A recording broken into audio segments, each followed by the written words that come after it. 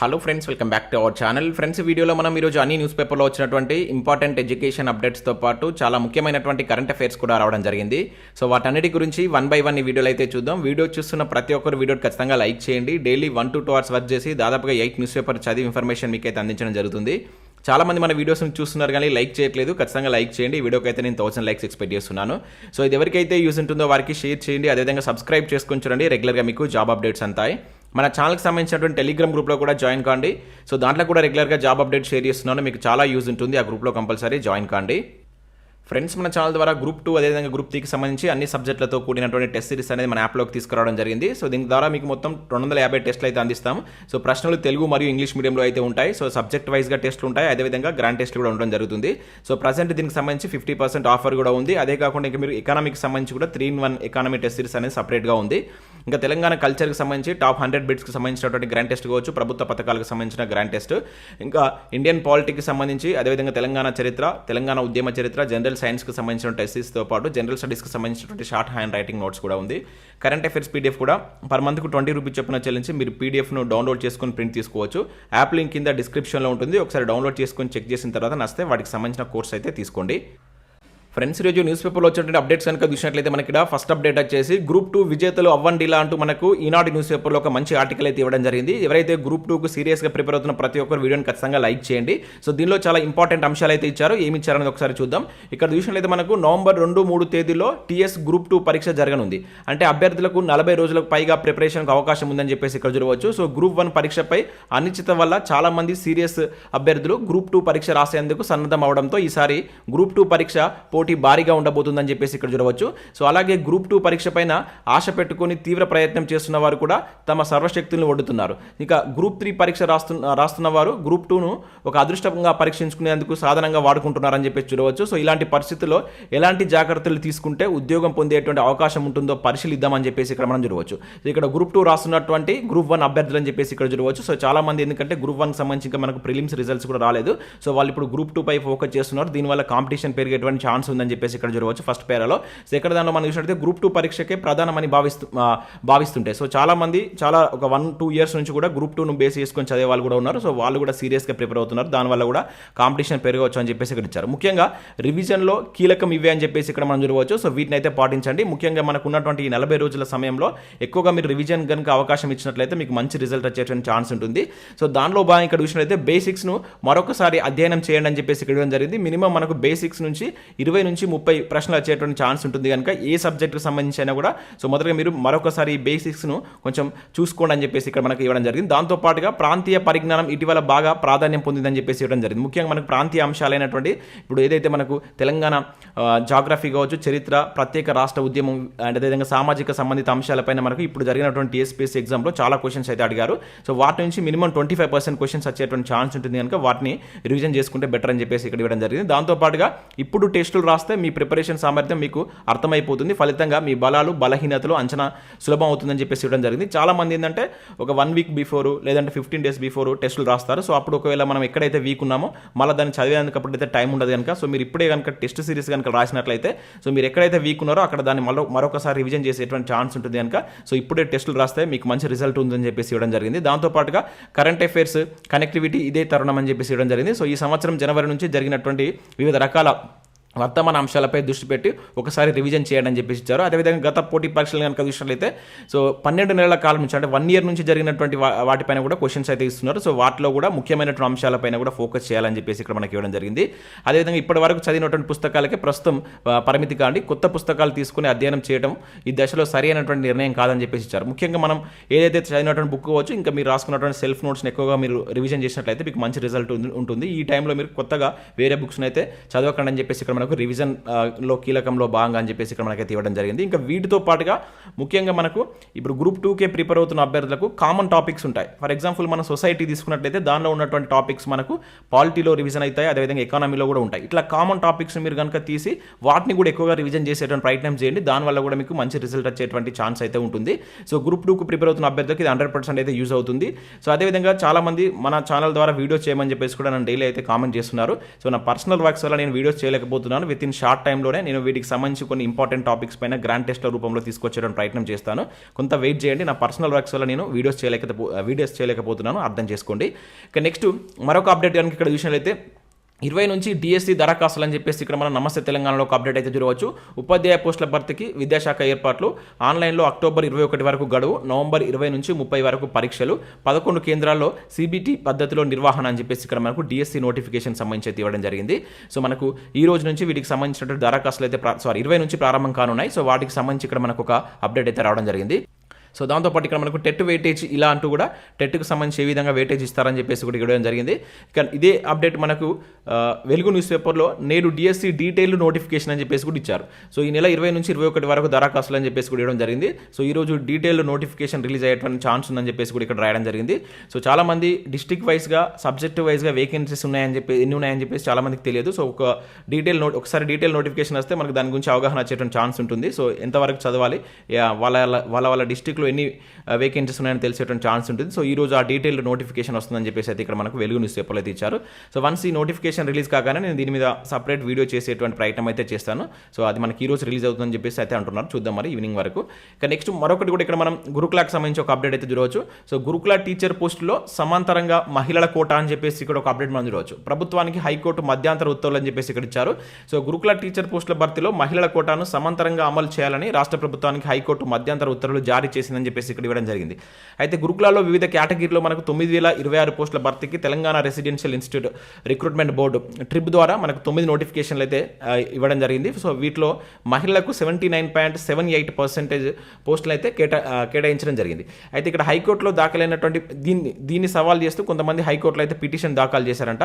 So దానిపైన justice P Madhavidevi నేతృత్వంలో ఉన్నటువంటి ధర్మాసనం విచారణ చేపట్టింది. మొత్తం పోస్టుల్లో 79.78 మహిళలకే రిజర్వ్ చేయడంతో పురుష అభ్యర్థులకు తీవ్రంగా నష్టపోతున్నారని పిటిషనర్ల తరపున న్యాయవాది వాదించారు. సో దివ్యాంగులు కావచ్చు, ఎక్స్ సర్వీస్ మ్యాన్ కోటాను సమాంతరంగా అమలు చేయాలని కోరారు. సో దీంతో ఏకీభవించినటువంటి ధర్మాసనం రిజర్వేషన్లను సమాంతరంగా అమలు చేయాలని మధ్యంతర ఉత్తర్వులు జారీ చేసినట్లు ఇక్కడ మనం చూడవచ్చు. సో దాదాపుగా TSPSCకి సంబంధించి కూడా మనకు హైకోర్టు ఇటువంటి మధ్యంతర ఉత్తర్వులు అయితే జారీ చేసింది. ఇంకా వీటిపైన మనకి ఇంకెటువంటి ప్రాసెస్ అయితే TSPSC కావచ్చు అటు గురుకుల బోర్డు అయితే చేయట్లేదు.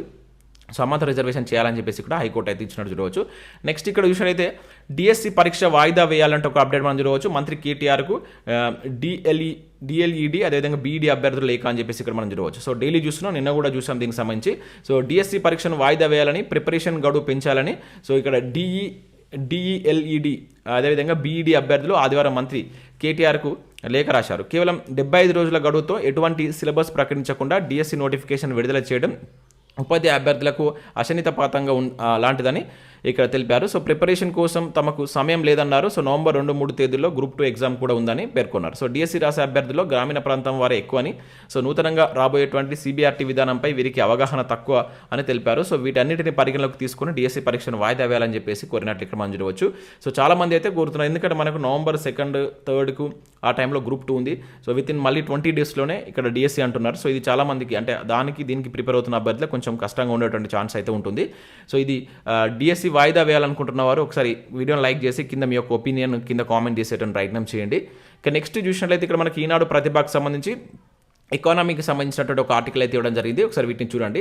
సో ఎకానమీని మీరు ఎన్నిసార్లు రివిజన్ చేస్తే అంత బెటర్ అండి. ముఖ్యంగా గ్రూప్ 2కు ప్రిపేర్ అవుతున్న అభ్యర్థులు చాలా రివిజన్ చేయండి. సో మీరు ఇప్పుడు చదువుతున్న దానికి మనం క్వశ్చన్ పేపర్లో క్వశ్చన్ అనేటువంటిది అడిగే విధానం చాలా డిఫరెంట్ ఉంటుంది. మనం చదివిన టాపిక్ నుంచి క్వశ్చన్ వచ్చినా కూడా మనం చేయలేని పరిస్థితి ఉంటుందన్నమాట. అందుకని మీరు చదివినటువంటి వాటిని ఎక్కువగా రివిజన్ చేయండి. అక్కడ అడిగే విధానం డిఫరెంట్ ఉంటుంది. ఎకానమీలో మీరు గత పేపర్లు కనుక చూసినట్లయితే మీకు అర్థమైపోతుంది. కనుక ఎకానమీని ఎక్కువసార్లు రివిజన్ చేసేటువంటి ప్రయత్నం పెట్టుకోండి ఇప్పటి నుంచి. ఇక నెక్స్ట్ కనుక విషయాలైతే టీఆర్టీ 2023 రసాయన శాస్త్రానికి సంబంధించిన దానిపైన ఒక బిట్ బ్యాంక్ ఇచ్చారు ఇదే ప్రతిభలో. ఒకసారి దీన్ని కూడా మీరు డౌన్లోడ్ చేసుకొని ప్రాక్టీస్ చేయండి. ఇంకా వెలుగు సక్సెస్ సంబంధించి జాతీయ పేదరికపు సూచి అని చెప్పేసి మనకి ఇక్కడ చాలా మంచి ఆర్టికల్ ఇవ్వడం జరిగింది. ముఖ్యంగా మనకు ఏదైతే థర్డ్ పార్ట్ ఎకానమీలో మనకు నిరుద్యోగం పేదరికం సంబంధించి అయితే ఉంటుంది, దానిలో కూడా మనకి టాపిక్ అనేది రివిజన్ అవుతుంది. ఇంకా అదేవిధంగా నెక్స్ట్ ఇక్కడ తెలంగాణ ఉద్యమంలో విద్యార్థులు అని చెప్పేసి ఇక్కడ మనకు తెలంగాణ మూవ్మెంట్కి సంబంధించి కూడా చాలా మంచి ఆర్టికల్ అయితే ఇవ్వడం జరిగింది. దాంతోపాటు ఇక్కడ మనకు ఇక్కడ పులిచ్చర్ అవార్డుకి సంబంధించి 2023కి సంబంధించిన అవార్డులకు సంబంధించి కావచ్చు, జాతీయోద్యమంలో ఉన్నటువంటి సంస్థలు వాటి యొక్క స్థాపకులు ఇయర్స్ ఇక్కడ ఇచ్చారు. సో వీటిని కూడా ఒకసారి మీరు డౌన్లోడ్ చేసుకొని రివిజన్ చేసేటువంటి ప్రయత్నం చేయండి. సో ఇవి మనకు వివిధ న్యూస్ పేపర్లో వచ్చినటువంటి ముఖ్యమైనటువంటి education updates. Next current affairs చూద్దాం. చాలా ఇంపార్టెంట్ కరెంట్ అఫేర్స్ ఉన్నాయి, స్కిప్ చేయకుండా చూడండి. ఖచ్చితంగా లైక్ చేయండి.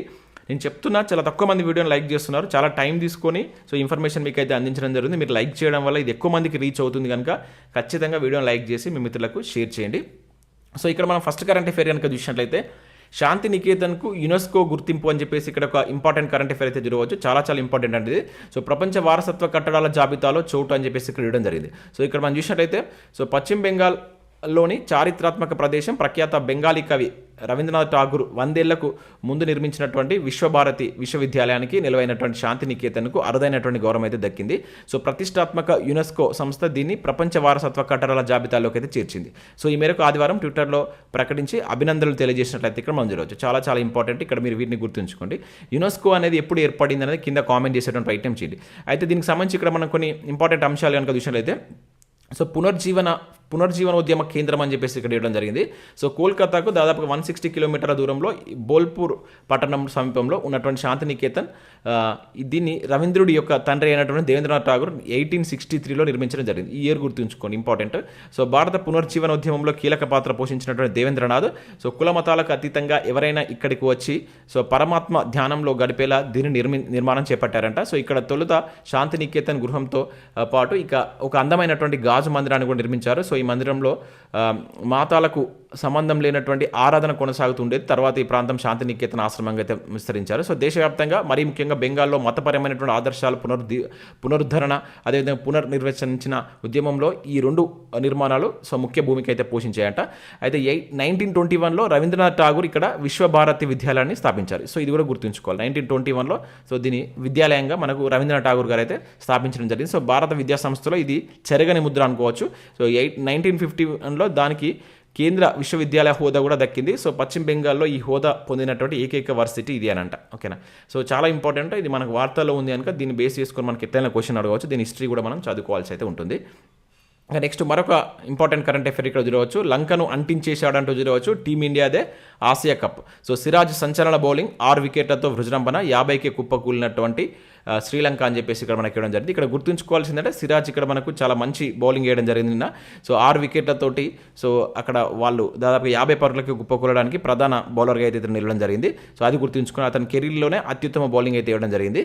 సో దీనికి సంబంధించి ఇక్కడ మనం గుర్తుంచుకోవాల్సిందంటే సో ఇది ఎవరికి వచ్చింది చాలా ఇంపార్టెంట్. ఎక్కడ జరిగింది ముఖ్యంగా ఈ జరిగినటువంటి ప్లేస్ వచ్చేసి ఫైనల్ మనకు కొలంబోలో జరిగింది, శ్రీలంకలో జరిగినటువంటి టోర్నమెంట్. సో ఇక్కడ మనకు దీనిలో కొన్ని ఇంపార్టెంట్ అంశాలు అయితే ఇచ్చారు. సో ముఖ్యంగా చూసినట్లయితే ఆసియా కప్ 2 సార్లు గెలిచినటువంటి 3వ భారత కెప్టెన్గా రోహిత్ అయితే నిలవడం జరిగింది. ఇది ఇక్కడ గుర్తుంచుకోండి.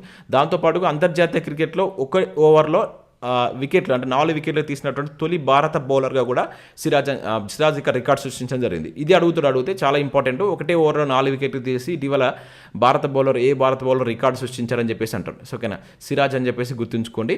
అదేవిధంగా ఇదే ఇతని యొక్క అత్యుత్తమ బౌలింగ్ అనమాట. ఇప్పటివరకు ఇతని యొక్క కెరియర్లో ఇది అత్యుత్తమ బౌలింగ్ అయితే ఉండడం జరిగింది. ఇక దాంతోపాటు ఆసియా కప్కి సంబంధించి మనం చూసినట్లయితే ఇది మనకు ఓవరాల్గా చూసినప్పుడు 8వ ఆసియా కప్. సో దీనిలో మనకు భారత్ గెలిచినటువంటి వన్డే ఆసియా కప్లు చూసినట్లయితే 7 ఉన్నాయి. దీనిలో ఒకటి T20గా ఉంది. టోటల్గా మనకు 8 ఆసియా కప్లు భారత్ గెలుచుకోవడం జరిగింది. ఇది కూడా ఇంపార్టెంట్. మనకి ఏదైతే స్టేట్మెంట్ బేస్లో క్వశ్చన్ ఇవ్వాలనుకున్నప్పుడు ఇవన్నీ అక్కడ యాడ్ చేస్తాడు, గుర్తుంచుకోండి. ఆసియా కప్కి సంబంధించి ఇది క్రికెట్కి సంబంధించి ముఖ్యంగా. ఇక నెక్స్ట్ కనుక చూసినట్లయితే the fallen Kingdom Nizam book release అని చెప్పేసి ఇక్కడ ఒక అప్డేట్ మనం చూడవచ్చు. సో ఇక్కడ మనం చూసినట్లయితే మరుగున పడ్డటువంటి తెలంగాణ ప్రాంత చరిత్రను the fallen Kingdom Nizam book వెలికి తీసిందని కేంద్ర మంత్రి కిషన్ రెడ్డి అన్నారు. సో తెలంగాణ విమోచన దినోత్సవం సందర్భంగా విశ్వేశ్వరయ్య భవన్లో ప్రముఖ కాలమిస్ట్ రైటర్ భాస్కర యోగి రచించినటువంటి ఇతని పేరు వచ్చేసి భాస్కర యోగి. ఇది ఇంపార్టెంట్. ఈ బుక్ ఇచ్చి ఎవరిదని చెప్పేసి అడగవచ్చు. సో భాస్కర యోగి రచించినటువంటి the fallen Kingdom Nizam book release కార్యక్రమం జరిగిందని చెప్పేసి ఇక్కడ చూడవచ్చు. దీన్ని కిషన్ రెడ్డి ప్రముఖ సినీ రచయిత అయినటువంటి విజేంద్ర కుమార్ సో హాజరై బుక్ను అయితే ఆవిష్కరించారంటే. ఈ సందర్భంగా కిషన్ రెడ్డి మాట్లాడుతూ బుక్లో కాకతీయుల నుండి 7వ నిజాం వరకు జరిగినటువంటి చరిత్ర ఉందని చెప్పేసి తెలపడం జరిగిందనమాట. ఓకేనా. సో ఇక్కడ బుక్ పరంగా మీరు గుర్తుంచుకోండి. ఆ బుక్ ఎవరిది, దానిలో ఎవరికి సంబంధించిన అంశాలు ఉంటాయనేది కూడా గుర్తుంచుకునే ప్రయత్నం చేయండి. సో నెక్స్ట్ కరెంట్ అఫేర్ కనుక చూసినట్లయితే విజయంతో వీడ్కోవాలని చెప్పేసి ఇక్కడ ఒక ఇంపార్టెంట్ అప్డేట్ అయితే చూడవచ్చు. సో ఇక్కడ ముగిసినటువంటి బోపన్న డేవిస్ కప్ ఇన్నింగ్ అని చెప్పేసి ఇచ్చారు. సో మొరోకో పైన 4-1 తేడాతో భారత్ గెలుపు అని చెప్పేసి ఇక్కడ చూడవచ్చు. సో దిగ్గజ ఆటగాడైనటువంటి రోహన్ బోపన్న డేవిస్ కప్ కెరీర్కు అదే ముగింపు అయితే వచ్చింది. సో అతని యొక్క చివరి మ్యాచ్ని అయితే ఆడేయడం జరిగింది. సో భారత్ డేవిస్ కప్ జట్టు అదరగొట్టింది. సో ప్రపంచ గ్రూప్ 2 పోర్లో 4-1తో మొరాకోపై గెలిచి రోహన్ బోపన్నకు ఘనంగా వీడ్కోలు పలికిందని చెప్పేసి ఇక్కడ ఇచ్చారు. సో ఇతని యొక్క చివరి మ్యాచ్ ఆడాడు. సో దేనిపైన అని చెప్పేసి ఇక్కడ మనం చూసినట్లయితే మొరాకో పైన అయితే ఆడడం జరిగింది. సో అది ఇక్కడ గుర్తుంచుకోండి. సో ఇతనికి సంబంధించిన కొన్ని కీలక అంశాలు కూడా చదివడం ప్రయత్నం చేయండి. సో ఇవి మనకు వివిధ న్యూస్ పేపర్లో వచ్చినటువంటి ముఖ్యమైనటువంటి ఎడ్యుకేషన్ అప్డేట్స్, అదేవిధంగా కరెంట్ అఫైర్స్. సో వీడియో నచ్చినట్లయితే లైక్ చేసి మీ మిత్రులకైతే షేర్ చేయండి. మన యాప్ను డౌన్లోడ్ చేసుకోండి. దానిలో మీకు యూస్ఫుల్ కంటెంట్ అయితే ఉంది. Thanks for watching. Thank you.